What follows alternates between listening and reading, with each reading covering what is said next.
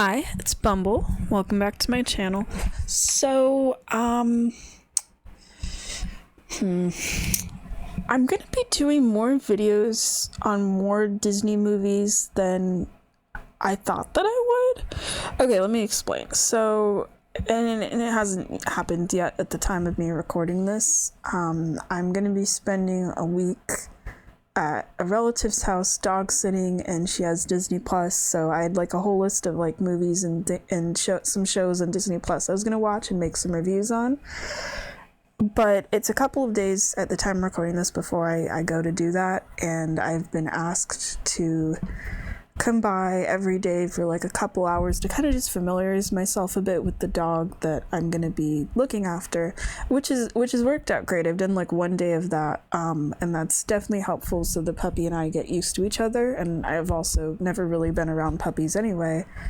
So because of that, because I'm there for a couple hours and I'm hanging out with the puppy and stuff, I'm allowed to watch TV there, I'm allowed to watch Disney Plus, so it's gonna kind of become this thing where I have a couple of extra days being able to watch whatever I want on Disney Plus. So yeah, that means you're gonna get more than I originally planned. It might get to a point actually where I might finish what I wanted to watch on Disney Plus movie wise before I even officially start my week, because I'm gonna be there like day and night the whole week. I can stay up as late as I want, so I'm probably gonna get through a lot of things. I'll probably get tired of some Disney stuff. I'm still kind of going through my list because there's a couple of movies I know I mentioned, like wanting to rewatch Maleficent, and I was thinking maybe the 2010 Alice in Wonderland. I'm kind of iffy in some of those. I need to like check for some of those kind of olderish ones, you know, like ones from like the early to mid 2000s if they're already on YouTube TV. I have to like basically prioritize like what is something that's going to be on Disney Plus that I will not be able to find on YouTube TV. So this was one of them. I'd heard some like mixed things about this movie, and that's why I wasn't trying to like prioritize finding it earlier, but I thought, yeah, I'll check it out, you know. I'll be here for like a couple hours on Disney Plus.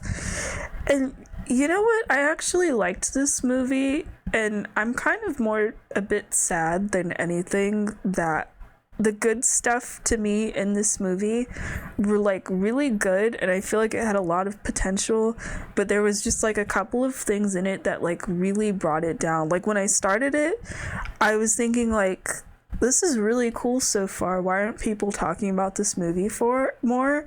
And then one of the main characters got introduced, and I was like, oh, okay, I like completely understand why. To the point, like while I was writing my notes, I wrote on the top of my notes like good and then bad, just to like figure out some, just to kind of generalize it a bit. So, and I'll go more into this explanation wise into my notes. Things I thought were good, the setting, the world building, the companions that the main need to clarify, human companions that the main character has. The main character herself, Raya, the visuals, and I felt that the main character's little group, that like everyone had the right amount of screen time, which is really nice because she gains like a new companion from each of the different locations she visits. Things that I thought were bad, the story, the jokes, the like pretty much everything about the character Sisu, and the main message of the movie. This movie certainly has a message when it comes to trust as a concept, and it just, yeah, it's there. They really hammer it in. Okay, so I wanted to get through that. I'll go into my notes now. Sometimes the movie will shift, you know, it's in like 3D. Sometimes it shifts to different art styles, and I thought that was really cool. Like there's an art style at the beginning where it's going over the backstory about the world and the dragon character Sizu, and about how like she saves everyone and stuff.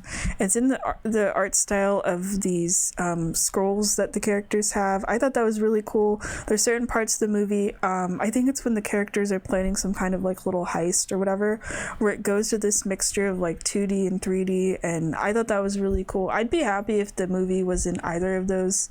Or, I mean, I think it's fine the way it is, but I also sometimes think it's cool like when movies do that, where it'll like suddenly shift to 2D or something, and I think, man, what if the whole movie looked like that? I thought the map design for the different lands is cool. I do think it is kind of a little funny that the rivers specifically, or like the water, is shaped like a dragon. But it also makes sense because like the dragons in this movie, they all specifically seem to be like water dragons, or like specifically the main one, but the river shaped like a giant dragon did kind of make me think of something with Mother 3 a little bit. I don't know if I can, I don't remember if it's a spoiler or not in that game, so I don't want to clarify what I mean, but I'll just leave it as like a, if you've played it, you probably know what I'm talking about. So the main character, Raya, she has an animal companion named Tuk Tuk. I think it's cool. He's a little, I think an armadillo. Yeah, they're the ones that like go into a little ball, kind of like a roly-poly. I thought that was cool. I mean, I can't off the top of my head remember. I feel like I have to look up a picture of an armadillo, because I didn't, my first note says, a normally not cute animal gets to be cute here. You know, when like the main characters, especially in like the Disney princess movies, which I'm not sure if this or Murano counts as those, because both of them are about like the main character being the daughter of a chief, and that's, I guess, technically like royalty, even it's not specifically like the word princess. I feel like it's close enough, though I feel like, actually no, yeah, I was trying to think while I was watching the movie if the movie would work still if the main character wasn't in such a higher position and stuff. But then it's the thing with her family, with the land they're from, it's called Hearts, that they're the protectors of the dragon gem, so if she was like a random person, she wouldn't have that job. No, I think the armadillos, they do kind of look a little silly. I feel like I had to Google them to see if they looked kind of like ugly or anything. I think they do look kind of cute.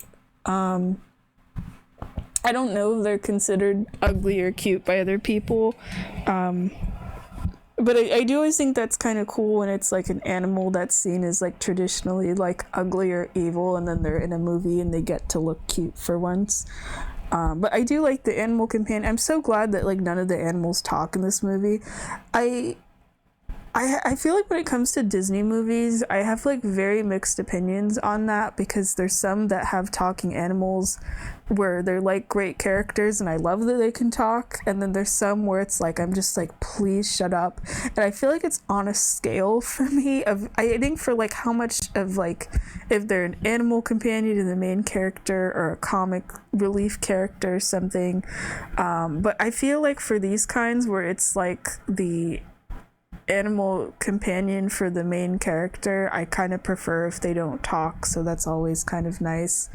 Because when I think of like more recent ones like Wish, where the main character has that goat that starts off as like the really cute like animal companion, and then it opens its mouth later, and I wish that it didn't have the ability to talk so bad.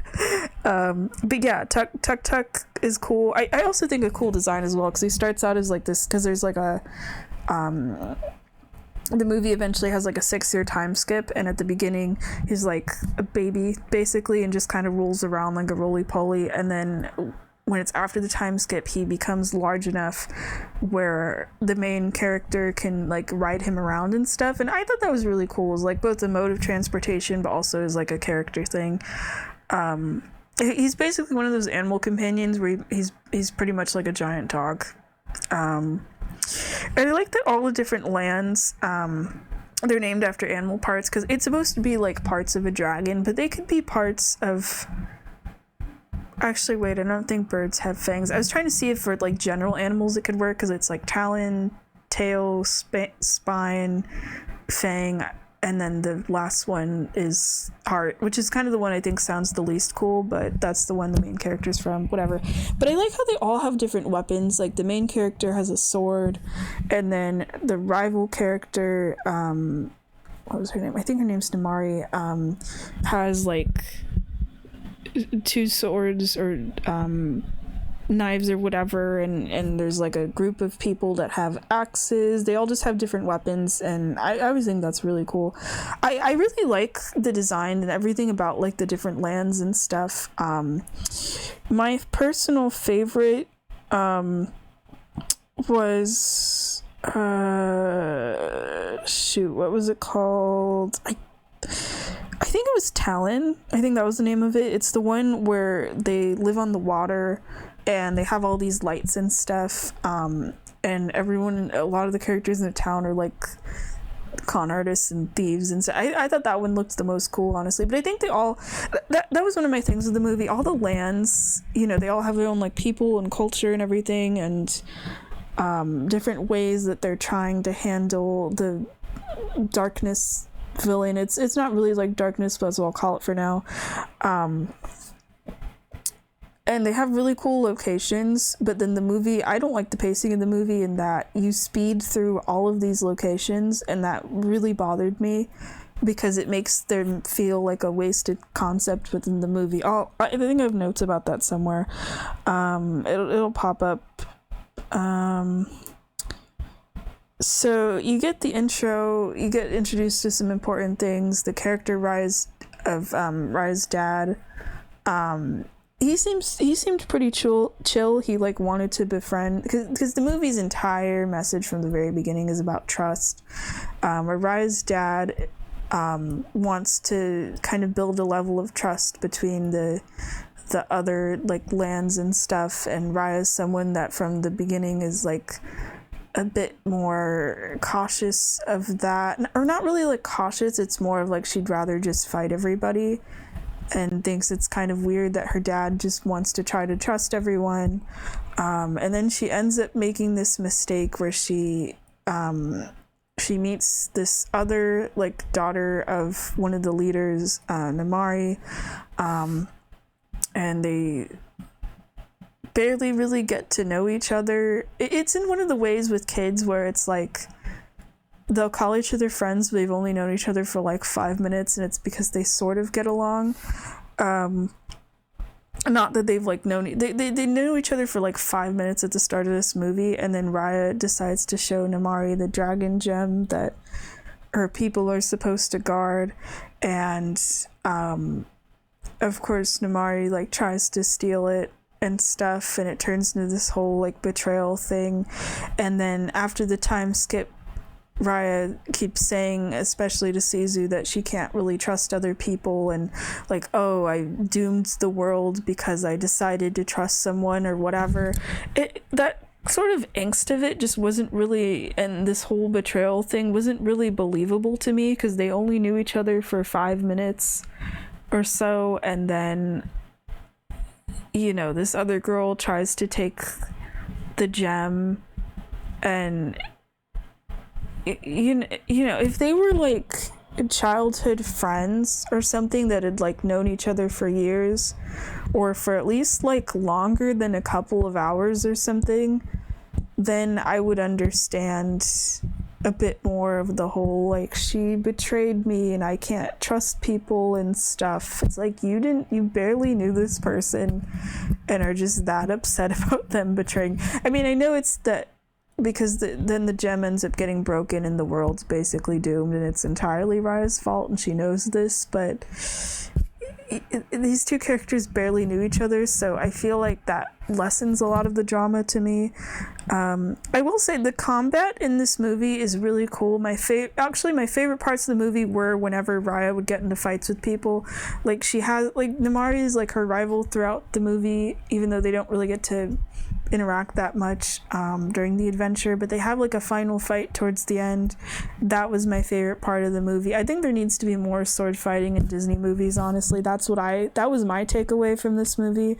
And then the villain is this, I don't really know what to call the villain. They're referred to as Drun, where I wrote in my notes, purple mass that turns people into stone. It's later described as like the embodiment of like humans' discord or whatever. Basically, like people not being able to get along becomes this like shadowy force that I don't think is like sentient or anything. It's just turning people into stone.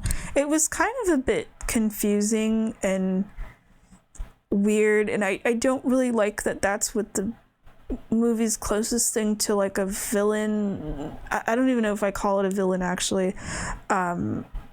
Obstacle represents, because it really hammers in like word for word about the you need to trust people thing, and that's how the problem ends up getting solved at the end. I think it just ruins everything with the movie.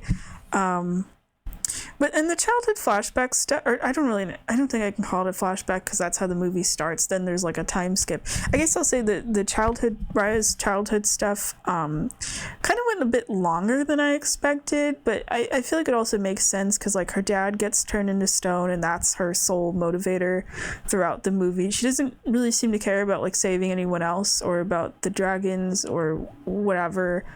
It's just purely like, I want to go save my dad. But I like Raya as a main character. I actually really liked Raya as a main character. She's like tough and kind of serious, but still has moments where she's vulnerable. She just like wants her dad back and just kind of feels like a normal person. And she has a lot of like cool fights and stuff. Not that she's like super duper memorable where I'm gonna be like thinking about her after I finish the movie or something, but as like a main character within this world, I thought she was cool. It just gets kind of annoying of like her whole like, yeah, I can't trust anybody and whatever. It just gets kind of annoying after a while. So it's kind of a shame that like she's kind of a cool main character. I really like her design wise as well. I think her outfit's cool. So it's such a shame that her main companion Sizu, which I'll get to in like a minute, completely sucks. That kind of ruined it a bit for me. If the dragon character wasn't in the movie, which the movie, I mean, okay, if the dragon is gone, the gems, the collectibles for the movie don't work, and then you don't really have a movie. But if the dragon wasn't there, if the dragon wasn't collected to the collectibles and wasn't a character in this at all, and it was just Raya collecting these magic stones to save the world, and it was like a solo journey of her and her not talking giant armadillo, I feel like this movie would work a lot better. That's what I actually thought the movie was going to be. I completely forgot about the existence of the dragon at all. So yeah, Sizu's kind of my main. Well, it's Sizu and the message of the movie are both my main problem. Actually, I think now that I finished the movie, the message of the movie and how hard they like throw it in your face is the main thing I have a problem with. Sizu is like second on that. I want to say I've seen not like a ton of movies with Awkwafina. She's the one that voices Sizu. I think the only thing I've actually liked her in was in Crazy Rich Asians, but anytime I've seen, and that was like a live action movie, anytime her character was like kind of funny in that. It's like the one time I've actually found her funny, but anytime I've seen her in a movie where it's like animated or something, and actually no, The Little Mermaid was live action. Okay. When she does voice acting, I just find those roles, those characters just really annoying, and I know that a lot of people do too. So that's kind of the main reason I don't like Sizu, actually, and it gets a little better as the movie goes on, but how do I explain this thing with her jokes besides them not really being funny? They're too modern, and it's also like the way she talks is also that way. Like she says this whole bit about like the work in group projects or whatever, and it's like Raya shouldn't know what she's talking about. And I know you can almost compare that like to the genie, like Robin Williams as the genie, where he does references and impersonations of people that don't exist yet in the world of Aladdin. And I mean, I know that Siu's thing is more like Robin Williams as the genie. Some of that stuff is like impersonations of people, and then Siu's is just like really weird, like very generalized, like stand-up comedy and stuff. But I feel like the difference with it is like, you know, the genie will have like impersonations of people, and his face morphs to match that, and it's just like a funny little bit or whatever, like very quick, and then the movie kind of moves on and stuff. But then Siu's thing with the jokes will kind of just go like on, and it like fully pauses the movie. Like every time she makes a joke, it just holds up the entire plot, and it's not funny. And even it's like, even outside of when she's trying to make jokes, it's like just the way she talks as well. I don't mean voice wise with like the voice actress, but like just the way she speaks also comes off as really annoying. I don't really know how to explain it. I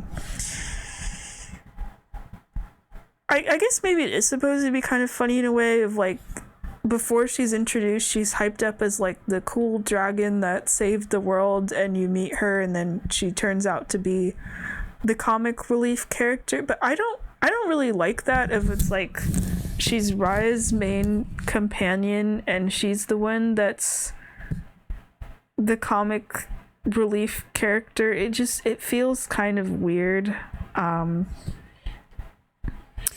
And then her design, I also feel like I have problems with. I think it's too human-like. Her face, especially the eyes and the... Why does the dragon have eyeliner? Reminds me of Elsa from Frozen. It's like they put Elsa's face and design of her eyes and makeup and everything and just pasted it on a dragon. I'm assuming it's like to make her look cutesy or something. But it just feels weird. Her face looks too human, and then I was distracted by her eyebrows like later on in the movie when I was kind of just zoning out a little bit. They also look just completely human-like. It's really weird. I don't know. I'm like disappointed with like other stuff with her design too. It's things I'm confused about. Maybe, I mean, I know with like different cultures in the world, like dragons have like different designs and stuff, so maybe that's why I'm a little confused. But I don't understand why she's like fuzzy looking and soft, especially because the designs of like some of the interior designs and things within the world of the movie are things that kind of do resemble scales a little bit, like the palace in Raya's like homeland and stuff. The walls and stuff look like scales. There's a lot of things themed around water, but then the dragon is fuzzy and not covered in scales. If anything, it was really weird to me too, because she's specifically a water dragon, so that I feel like that would make the most sense of her having scales rather than being furry. It's like kind of weird where it's like most of her is like kind of like fuzzy and stuff, and then she has like a tail and it kind of looks like a fish tail, and she has like water abilities and stuff, but it just comes off really weird. Like I look at her and I don't think, I mean, besides the fact that she's like blue, of like water dragon, and I thought maybe it's only a Sisu design thing, but then you get to see what the other dragons look like, and they look exactly the same but just different colors. They're not really on screen much, and they're all supposed to be water dragons, so it's just really weird. I feel like it makes her stand out too much, especially because like everything else, like character wise and stuff in the movie, like the characters, the human characters, they all wear like more muted colors and stuff with like their clothing and whatever. And then there's just this dragon walking around that has like Elsa's face and is like blue and looks like out of some like a completely different movie. It just feels really weird. I feel like really disappointed on her design.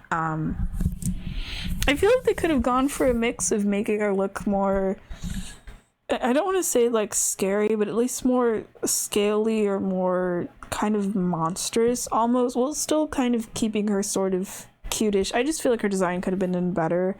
And then she turns into a human. I was worried it was going to be for most of the movie, but it's only for like a little bit, and it's like almost right after she's introduced. And I was kind of hoping she'd have more like dragon elements in that human design, or look like more like some kind of hybrid, like maybe still have the tail or something. But she's just a human with purple hair, and that's it. And it's supposed to be like a disguise thing, but she like barely looks like that throughout the movie. Like it does sort of relate to the plot, but it's still kind of weird. And they try to do this dynamic thing where, like, you know, the dragon character is really serious and the human character... I mean, the dragon character is kind of silly and the human character is more serious. Not that Raya's, like, super duper serious, which I'm glad. She's just kind of a little bit more focused on the mission and stuff. Like, they try to do this thing where, like, Sisu is trying to get Raya to, like, trust people and be more open to the people around her, which Raya kind of doesn't really learn till the end. But Sisu's whole thing as being like the main of the characters that's like trying to push the whole like you have to trust people message is kind of weird, which I definitely have some thoughts. I don't remember where in my paragraph it is because I need to like rant about that, but I guess it's later. But yeah, I thought the movie was really cool.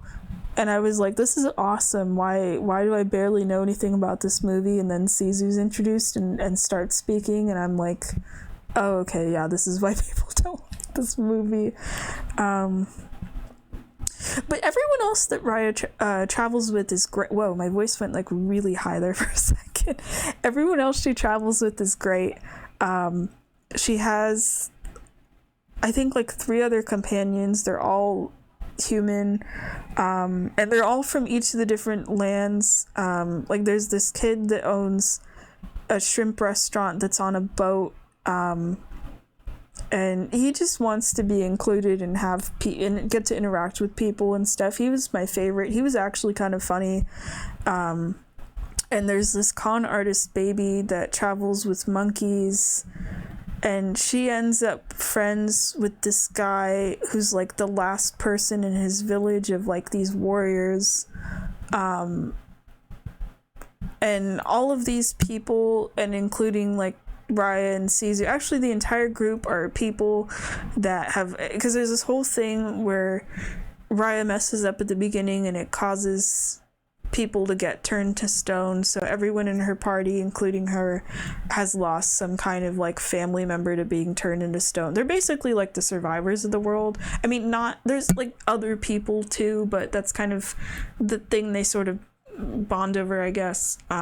Is with Sisu, it's that she's the last of the, I mean, that's why it's called The Last Dragon. She's the last of the dragons. And the characters do have conversations about that, and that's the thing that's a bummer to me is like I actually really liked all the side characters, and I was surprised by that because I feel like with these kind of movies usually there's at least one that I find really annoying, but I liked all of them. I liked their group dynamic. I felt like they all had like the right amount of screen time and everything. The lands of this world were cool. It's just this movie had so many cool things in it that were just working, but you barely spend time in any of these places or with these characters. I feel like this needed to be a TV show where you spend at least like double the amount of time in each of the locations. Like there's no filler in this movie. It goes at like a fast pace and stuff. Like it's the right amount of things. I'm glad there's like no filler, but at the same time it feels like so many wasted concepts. Like this needed to be like a mini series or something. It's just so much wasted potential. It kind of pisses me off a little bit. Yes.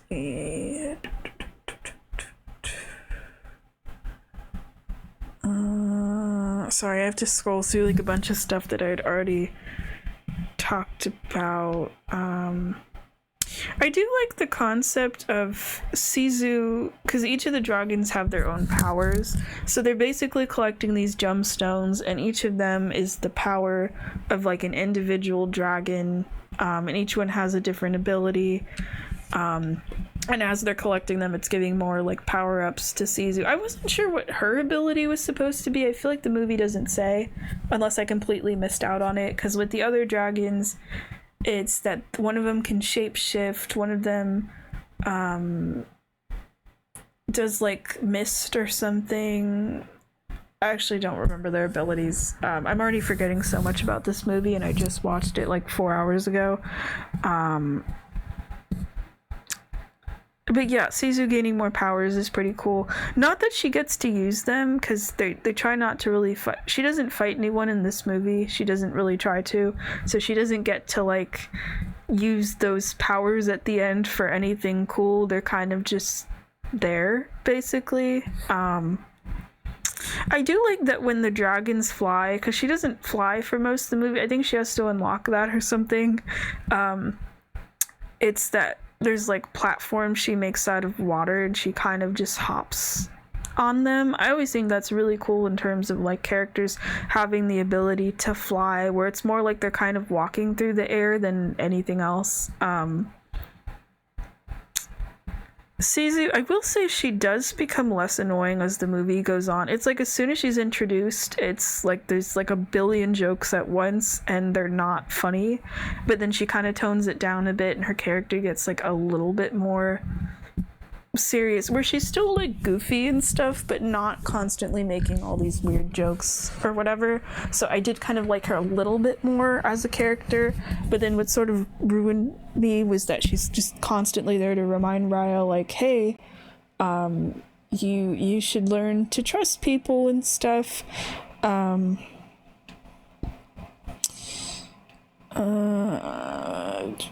And then they have this whole thing where Raya needs to be punished about that, where her and Namari, they have this encounter where Namari has to give up her piece of the dragon gem or whatever, and Raya is too untrusting, and it causes this thing where Sisu accidentally gets shot, and it gets weird where like Raya gets super pissed at Namari thinking she killed Sisu, but it's Raya's fault that Sisu is dead. It's basically, I think she like hits Namari with the sword, which causes an arrow to fly out and it hits Sisu, but it's once again something that's like Raya's fault. And then they have this big sword fight, and I really liked the way it was like choreographed and stuff too, and the camera angles. That, like I said, that was my favorite part of the movie. And then you get the big climax where you learn that the dragon's magic, which is what the gem is supposed to be, it's like the combined magic of all the dragons.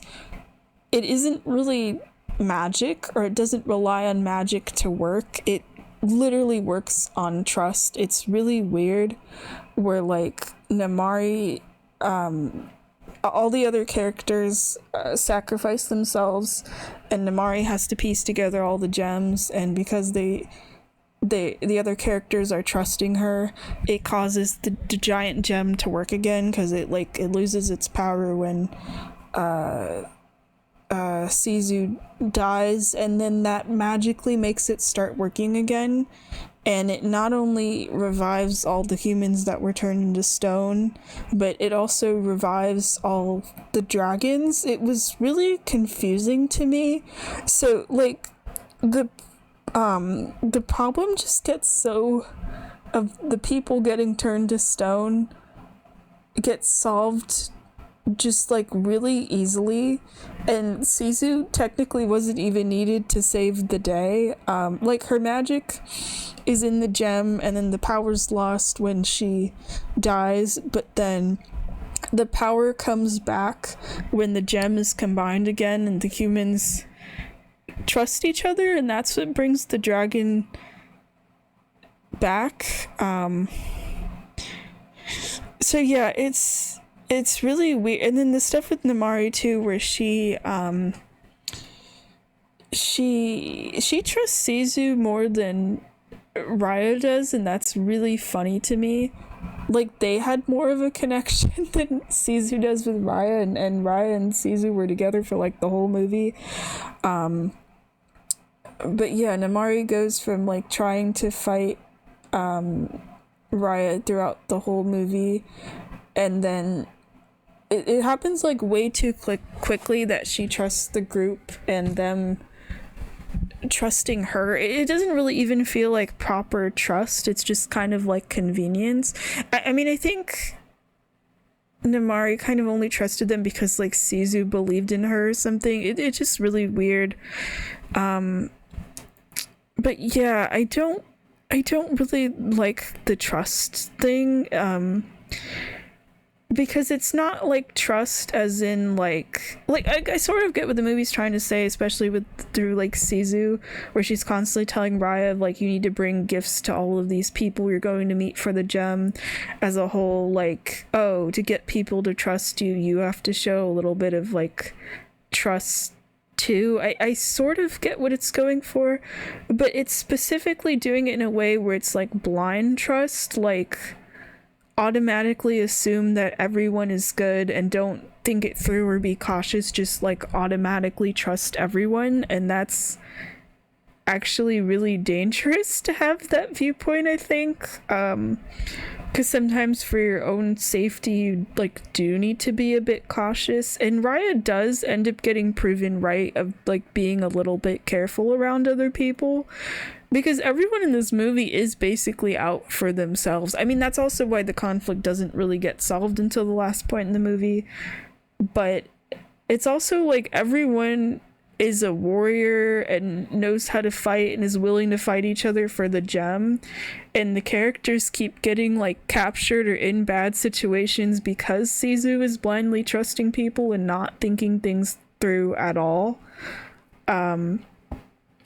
So it ends up backfiring a lot for the characters, and then having the whole like people getting turned into stone problem solved because a small group of people just suddenly starts trusting each other. It just ends up being really weird. But yeah, I don't really like the movie's message of like having completely blind faith. Like, I understand of like be a little nicer to people and a little more open and try to like have faith in other people, but they do it in a way where it's like you can't be cautious or think things through a bit. And like I said, that's like kind of like, I think, a bit of a dangerous message, honestly.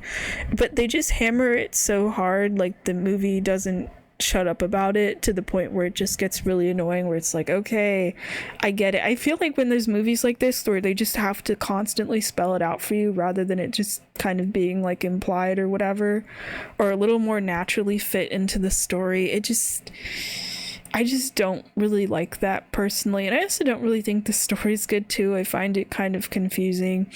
But yeah, story and pacing wise, I don't really like this movie. I think it just kind of ruins it a bit.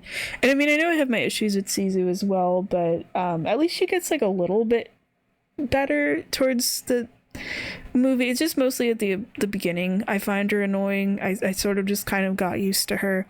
But yeah, it's such a shame because there's so many things I feel like this movie does right. I really like the setting. I thought the designs, the different lands were really cool. I thought visually this movie is really pretty too. And I really like its main character and stuff. So it's just a bummer that it has some more important things that are just really holding it back. I don't know if it had gotten like, let's say, turned into like a mini series instead of being just one movie, if that would have solved a lot of the issues. I feel like a slower pacing probably would have helped with a lot of things, but I think the messaging and stuff, that sort of thing, definitely needed to be kind of reworked a bit. So yeah, I feel kind of mixed in this movie, where there's a lot of stuff I liked, but there was a lot of stuff that just completely ruined it, where I don't think I would want to do a rewatch. But at the same time, I'm glad I watched it. I did enjoy it, you know. I don't think it was like bad or anything. Oh, okay, I'm being summoned into the group chat to join for movie night. I'm gonna do that. I think we're watching a one of the Teenage Mutant Ninja Turtles. I've never seen any of those, so we'll see how that goes. But yeah, I just wanted to get this done. So yeah, there's gonna be more Disney movie reviews than I thought, and maybe I will watch the ones I was kind of more iffy to rewatch. We'll see, because in terms of shows, because I forgot Disney Plus has shows, I wanted to check out WandaVision because I was curious about it, and I also wanted to watch the Inside Out Dream Production show.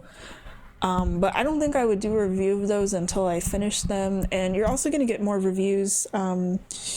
Once I'm like officially there for a week and I'm binging things constantly, you're going to get reviews that are going to be audio from my phone, like recorded with my phone recorder app. Hold on a second.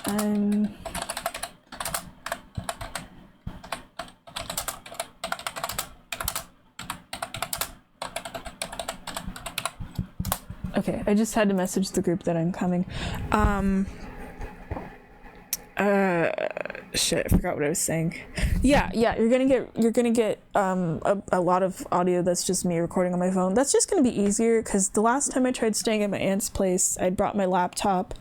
I took a bunch of notes and then I stayed up and recorded off my laptop, but that I just ended up really tired, and I don't want to have like a bajillion notes in my phone and then I have to record all of these like a week later on my computer and try to remember stuff. So the easiest thing for me is just recording on my, like taking a bunch of notes and then reading them and recording them in my phone, and then I'll put them together as videos when I get back, just because I'm probably going to be watching so much stuff and movies I'm going to want to make videos on. That just sounds way easier. So that's what I'm going to do. So if the volume is a bit of a poorer quality, sorry about that. I will when I put it into like Clipchamp and stuff, I'm gonna have to do that to like assemble it as videos. I will like raise the volume and stuff on that, so that should make it a bit easier to hear.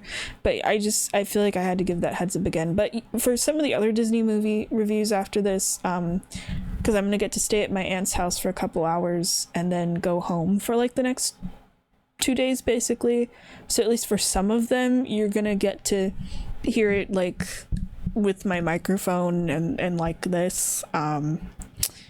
So yeah, I'll see you for that. There's definitely more Disney stuff on the way. See you then. Bye bye.